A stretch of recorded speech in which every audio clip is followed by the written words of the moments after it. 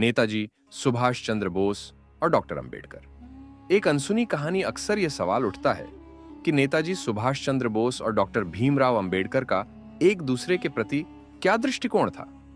तो आपकी जानकारी के लिए बता दें कि दोनों ही व्यक्ति स्वतंत्रता संग्राम के महत्वपूर्ण स्तंभ थे, लेकिन उनके संघर्ष के तरीके अलग थे।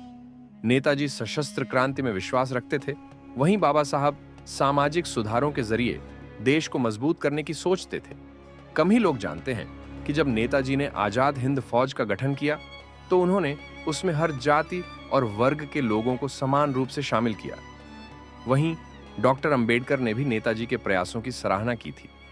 एक बार जब नेताजी इंग्लैंड में थे, तब उन्होंने डॉक्टर अंबेडकर के सामाजिक न्याय से जुड़े लेखों को पढ़ा और कहा था, अगर भारत को वास्तव में स्वतंत्र होना है तो राजनीतिक स्वतंत्रता के साथ साथ सामाजिक समानता भी जरूरी है।